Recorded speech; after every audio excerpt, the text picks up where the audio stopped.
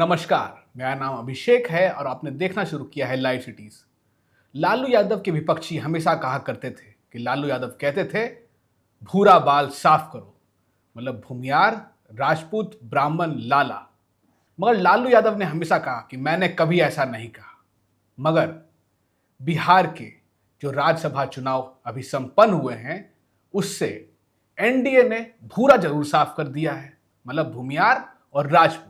राज्यसभा में अब जो 12 सांसद बिहार के एनडीए के हैं उसमें एक भी भूमियार और राजपूत नहीं है, इसलिए हम कह रहे हैं वहां अब भूरा नहीं है। मेरे साथ सीनियर जर्नलिस्ट रवि उपाध्याय जी हैं। सर, क्या एनडीए ने अब मान लिया है कि भूमियार राजपूत उनके बस बंधुआ वोटर हैं, क्योंकि राज्यसभा में तो एक भी सीट उनको नहीं गई है? देखिए, निश्चित रूप से आप देखो, हम लोग जो देख पा रहे हैं, जो हम लोग जिसको डिकोड करना चाह रहे हैं कि भूरा का आपने चर्चा किया। भूरा निश्चित रूप से कहा जाता था कि लालू प्रसाद यादव भूरा माने भूमिहार और राजपूत, और बाल में आपको जोड़ दिया है ब्राह्मण और लाला को नहीं पसंद करते हैं, या इस तरीके की बात परसेप्शन बनाई जा रही थी लालू प्रसाद यादव जो राजद अध्यक्ष हैं अपने कार्यकाल में। लेकिन लालू प्रसाद यादव हमेशा भूरा बाल को, जो आप जितनी बात जिसको कह लीजिए, हमेशा स्थान दिया है। क्योंकि आप देख और समझ पा रहे हैं, हम लोग बता पा रहे हैं कि एडी सिंह जो भी सिटिंग राज्यसभा के सांसद हैं, जो कि राज्यसभा का जो चुनाव हुआ था बिहार कोटे से 5 सीट का, उसमें वो हार गए। वो भूमिहार समाज से ही थे, यह तो स्पष्टता के साथ दिखाई पड़ता है। और आप देख लीजिए कि अन्य जो हैं, अब जैसे मनोज झा जो राज्यसभा सांसद हैं, आरजेडी से हैं, वह ब्राह्मण है, वह भी आपको दिखाई पड़ता है। तो इतनी बात हम लोग समझ पाते हैं कि है।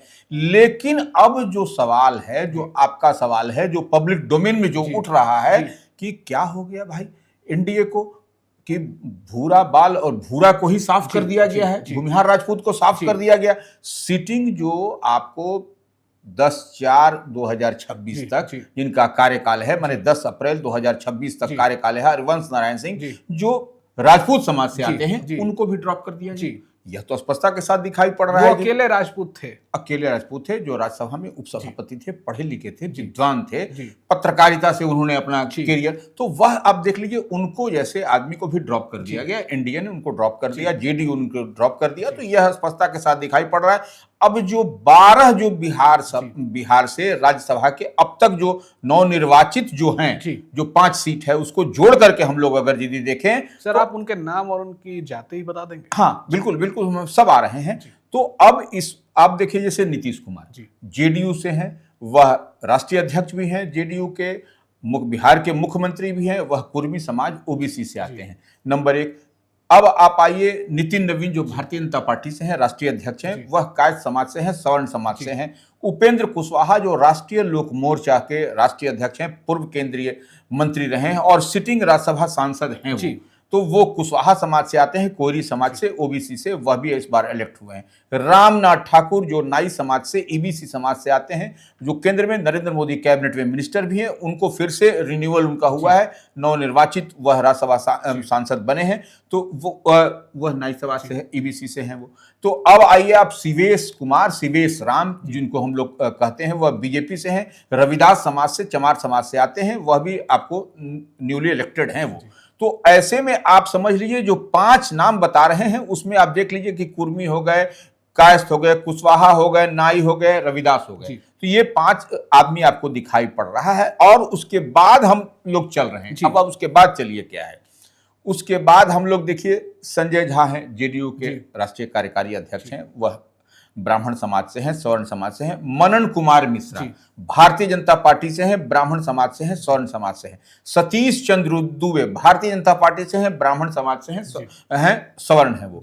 भीम सिंह चंद्रवंशी जो भारतीय जनता पार्टी से हैं, चंद्रवंशी जात से हैं, ईबीसी हैं, कहार समाज से हैं, वह राज्यसभा सांसद हैं। धर्मशीला गुप्ता हैं, भारतीय जनता पार्टी से हैं, वैसे हैं, साहू हैं, वह ओबीसी हैं, वह ठीक है। शंभू शरण पटेल धानुक हैं, धानुक कह लीजिए, कुर्मी कह लीजिए, कहीं पर ईबीसी में है, कहीं ओबीसी में आते हैं ये। तो ये एक हो गए भारतीय जनता पार्टी से। अब हैं खीरू महतो, जेडीयू से हैं, जो कुर्मी समाज से, ओबीसी से हैं, ये हैं। तो ये आपको 12 जो एनडीए के कोटे से अब तक जो उच्च सदन में, राज्यसभा में है, उनके बारे में हमने चर्चा कर दी। और तो और इसमें देखिए, एक समीकरण, नया समीकरण जुड़ा है।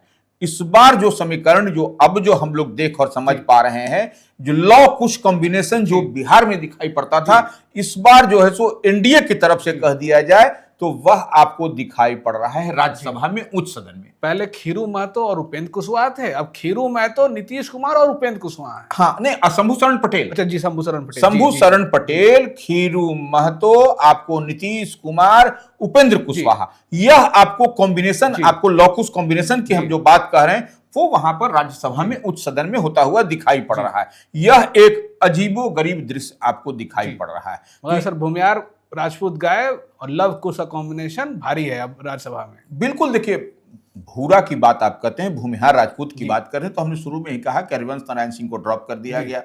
अब देखिए, यहां पर जो भूरा में आपको एक भी इसमें न भूमिहार दिखाई पड़ रहा है, न एक भी इसमें राजपूत दिखाई पड़ा। जो भारतीय जनता पार्टी का हम जो है सो, जो अब तक पार्टी और मतलब एनडीए, हाँ बिल्कुल बिल्कुल, एनडीए की हम बात करें तो उसमें एक भी जो 12 की सूची है उसमें एक भी न भूमिहार है न एक राजपूत है। अब देखिए, सबसे बड़ा सवाल है कि भूमिहार राजपूत जो कोर वोटर माने जाते हैं, डेडिकेटेड वोटर माने जाते हैं, किसके? वह एनडीए के और खासकर सर बीजेपी के। बिल्कुल बिल्कुल। तो वो आप देख लीजिए, इसमें इनको प्रतिनिधित्व, इनको आपको कहीं से नहीं, इनको एक तरीके से साइड ट्रैक कर लिया गया, टेकन फॉर गारंटी है कि ये तो कुछ भी होगा हमारे साथ नहीं, तो अब हमको इनकी जरूरत भी क्या है। और आप एक बात और भी देख लीजिएगा, जब राज्यसभा चुनाव की जब गहमा-गहमी बिहार में चल रही थी, तो याद करिए 26 फरवरी का वह दिन जब पावर स्टार जो भोजपुरी के पवन सिंह दिल्ली में भारतीय जनता पार्टी के जो नए राष्ट्रीय अध्यक्ष बने हैं, नितिन नवीन, जो राज्यसभा भी बिहार से चुन करके गए हैं, बिहार कोटे से, उनसे वह दिल्ली में उनकी मुलाकात हुई थी। तो यह कयास लगाए जा रहे थे कि पवन सिंह को भेजा जाएगा, पवन सिंह पावर स्टार है। देखिए, उनको एक तरह से ठंडे बस्ते में डाल दिए, कहीं नहीं पवन सिंह पावर स्टार दिखाई पड़ रहे हैं। और लेकिन जब उनका चुनाव था तो उनका इस्तेमाल भी किया गया था पावर स्टार का, ये बात जान लीजिए। तो ये हम लोग देख और समझ पा रहे हैं। अब थोड़ा सा समीकरण पर हम लोग आते हैं अभिषेक जी, कि क्या बिहार में जाति का जो हम लोग भूरा की बात कर रहे हैं, भूमिहार राजपूत की बात कर रहे हैं, तो भूमिहार कितने हैं बिहार में? ये इंपॉर्टेंट होता है, ये महत्वपूर्ण है। जातिगत गणना से जो आंकड़े आए हैं आप वो बताइए। बिल्कुल, वही डेटा जो हम लोगों के पास में है, जातीय आधारित जो गणना हुई है उसमें, तो भूमिहार है बिहार में 2.86%। ये सबसे बड़ी बात समझ लीजिए। अब देखिए, राजपूत हैं 3.45%। तो आप जोड़ लीजिए कि आपको 5 माने 6% 6 प्लस है, 6+ % है भूमिहार, माने भूरा जो है सो 6 से +% वोट का आपको आधार है यहाँ पर। लेकिन उसके बावजूद यहाँ पर भूरा पर एनडीए ने को एक भी नहीं दिया है, उस पर भरोसा नहीं जताया है।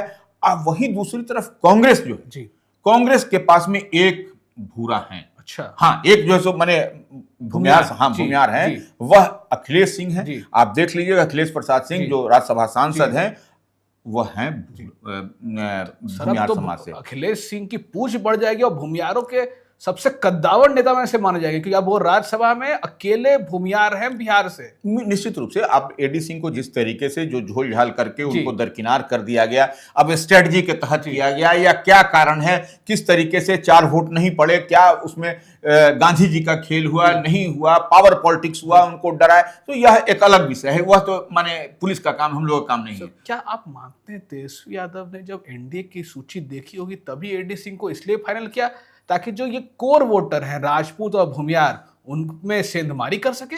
देखिए, निश्चित रूप से तेजस्वी यादव ने बहुत बेहतर ढंग से फील्डिंग सजाया था, इसको मानना पड़ेगा। हम बार बार कहते हैं अखिलेश सिंह जैसो जो इंडिया ब्लॉक महागठबंधन के ही प्रत्याशी होकर के वह राज्यसभा गए थे, तो आप समझ लीजिए कि भूमिहार समाज से अखिलेश सिंह हैं। और इस बार एडी सिंह को जो सिटिंग राज्यसभा सांसद हैं, जिनका कार्यकाल 10 अप्रैल 2026 तक का है, भले वो चुनाव इस बार हार गए, हरा दिया गया, हार गए, जो भी कारण हो, तो वो ऐसी स्थिति परिस्थिति में तेजस्वी ने बहुत अच्छा फील्डिंग सजाया था कि एडी सिंह को जिता के भेज देंगे, और एक माने जो कोर वोटर कहा जाता है वह उस पर एक बड़ा डेंट लगेगा। लेकिन आप देखिए कि सब कुछ वह सजाए थे फील्डिंग, लेकिन वह फील्डिंग गड़बड़ा गई। तो ये अब आपको एक बात तो समझना पड़ेगा अभिषेक जी, कि यह आपको जो भूरा बाल की बात हम लोग कहते हैं, तो कहीं ना कहीं अब आपके एनडीए के में अगर यदि भूमिहार राजपूत को आप दरकिनार कर रहे हैं, तो वह फिर आगे आने वाले समय में आपके लिए टफ तो होगा। इतनी बात तो मान के चलिए कि वह क्या इन लोग में एक मैसेज गया कि भाई हमारे वोट पर ये लोग, हम वोट देते हैं और हम ही को दरकिनार किया जा रहा है, भूमिहार राजपूत को ही दरकिनार किया जा रहा है। तो यह एक है दुखद पहलू है इस समाज के लिए। सर आप मान रहे मतलब एनडीए अब सिर्फ अति पिछड़ा और पिछड़ा के वोट बैंक के भरोसे है, और मतलब भूमिहार राजपूत को सिर्फ झंडा धोने के लिए है उनके लिए? निश्चित रूप से यह तो दिखाई तो यही पड़ रहा है कि जो है सो क्या दिखाई पड़ा। देखिए अब एक बात और देख लीजिए, मुस्लिम चेहरा पर हम लोग बात करते हैं। देखिए अब तक नीतीश कुमार की जो यूएसपी रही थी, जो नीतीश कुमार के काम करने की शैली रही थी, वह पासमानदा समाज से वह जो है सो हमेशा राज्यसभा भेजते रहे हैं। अब 2006 से लेकर के 2016 तक पासमानदा समाज का राज्यसभा में उच्च सदन में प्रतिनिधित्व बिहार से जेडीयू के तरफ से होता रहा है। अली अनवर से देख लीजिए, 2006 में अली अनवर गए, 2014 में कहकशा परवीन गई, गुलाम रसूल बलियाबी गए, उसके बाद से एजाज अली गए 2008 में। तो यह कई तरह के आप देखिएगा जेडीयू का, जब तो ये इस बार आपको न मुस्लिम को भेजा गया, न आपको भूमिहार राजपूत को भेजा गया, तो यह कहीं ना कहीं कुछ न कुछ तो दिखाई पड़ता है कि क्या जेडीयू किस तरह से ये आगे बढ़ रही है, क्या करेगी, क्या देखिए। और सबका कार्यकाल, हम एक बात और बता देते हैं। अब जैसे कि अगर हम लोग बात करें महागठबंधन में, तो महागठबंधन में देखिए कि आपको मनोज झा आरजेडी से हैं, ब्राह्मण समाज से हैं, संजय यादव आरजेडी से हैं, यादव समाज से, फैयाज अहमद राष्ट्रीय जनता दल से हैं, जो मुसलमान हैं, ओबीसी इकलौते मुसलमान अभी बच गए हैं वो हैं, और एक अखिलेश प्रसाद सिंह इकलौते भूमिहार बिहार से राज्यसभा बच गए। लेकिन ये जो इनके जो जेडीयू का कोर वोटर माना जाता था, यह भी कहा जाता था कि मुस्लिम जो है सो नीतीश कुमार जहां रहते हैं वहां पर वोट पड़ता है, या फिर चिराग पासवान की पार्टी तो वह भी रहती है। तो ये कैसे इस तरीके से हुआ, यह कहीं ना कहीं यह राजनीतिक कॉरिडोर में, पॉलिटिकल कॉरिडोर में यह एक चर्चा है कि आपने भूरा को भी साफ कर दिया, अल्पसंख्यक मुस्लिम को भी आपने साफ कर दिया, यह क्या हो रहा है। तो यह एक अबूझ पहेली बनी हुई है, और जिसका कार्यकाल भी देखिए, कई तो ऐसे चेहरे दिखाई पड़ रहे हैं जिनका 2028 में समाप्त हो जाएगा, फिर अब नया समीकरण आपको बनता हुआ दिखाई पड़ेगा। सर इसका मतलब है कि सिर्फ एनडीए हिंदुत्व और ईबीसी कार्ड ही खेल रही है? देखिए यह तो सूची देखने से ही लग रहा है। सूची अगर यदि आप देखिएगा राज्यसभा का, राज्यसभा से बिहार से अगर यदि अभी हम कहें तो 16 राज्यसभा के सांसद हैं उच्च सदन में, तो जिनमें 12 जो है सो एनडीए और 4 जो है सो अभी वर्तमान में महागठबंधन के पास में है, जो कांग्रेस के जो 4 हम कांग्रेस आरजेडी सब मिला करके। तो ये एक निश्चित रूप से एनडीए जो है सो जिसका उसकी विचारधारा, उसकी मानसिकता उसी ओर ले जाता हुआ दिखाई पड़ रहा है। जो आप कह रहे हैं उतना ही दिखाई पड़ रहा है। भूमिहार और राजपूत अगर नाराज हो गए तो क्या बीजेपी और जेडीयू या एनडीए के लिए एक बहुत बड़ा टेंशन नहीं हो जाएगा? कहीं कोई तीसरा मोर्चा या फिर आगे के चुनावों में उम्मीदवारों की बाढ़ आ जाएगी इन दोनों जाति से? देखिए ऐसे भी आप देखिए कि क्या कुछ जो समीकरण सध रहा है। देखिए निश्चित रूप से नीतीश कुमार की यूएसपी के बदौलत इस बार 202 का आंकड़ा एनडीए ने छुआ, इसमें कहीं कोई दो मत नहीं है।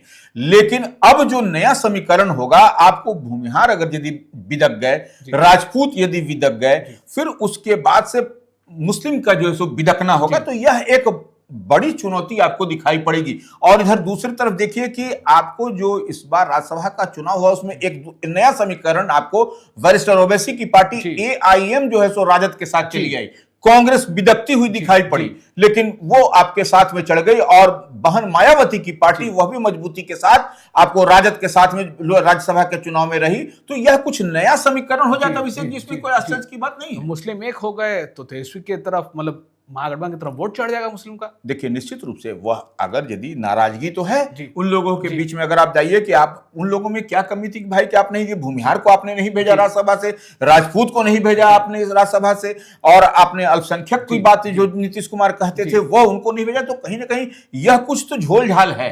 यह क्या मामला है, यह तो नेतृत्व बताएगा, यह तो या फिर जो पॉलिटिकल कॉरिडोर में जो चर्चा है या नाराजगी तो है दिखाई पड़ रही है। भूमिहार राजपूत को शांत कैसे किया जाएगा अगर वो गुस्से में आ गए?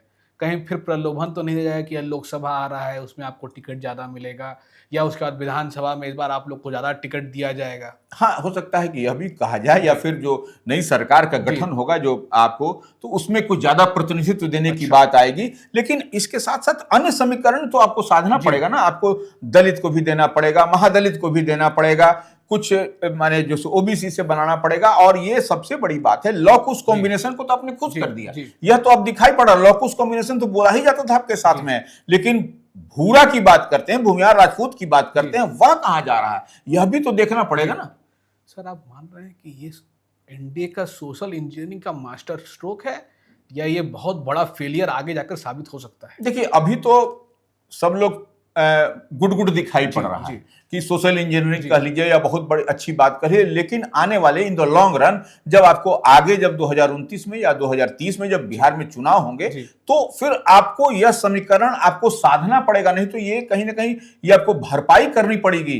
क्योंकि हम बता रहे हैं कि देखिए दूसरा समीकरण इस बार तेजस्वी ने सेट किया, भले वो चुनाव हार गए लेकिन टक्कर तो दिया उन्होंने। अब कोई अपने बिल में छिप जाए तो उसको तो वो तेजस्वी यादव के पास में वैसा नहीं है कुछ निकाल लें, लेकिन निश्चित रूप से यह समीकरण आपको कुछ आगे चलता हुआ दिखाई पड़ेगा कहीं चुनाव में। शुक्रिया सर। एनडीए ने जोखिम तो लिया है, भूमिहार राजपूत अगर कहीं गुस्सा हुए तो आगे वो कुछ भी कर सकते हैं। अगर आप ये वीडियो यूट्यूब पर देख रहे हैं तो हमारे चैनल को सब्सक्राइब करें, फेसबुक पर देख रहे हैं हमारे पेज को फॉलो करें और ट्विटर पर हमें फॉलो करें। धन्यवाद।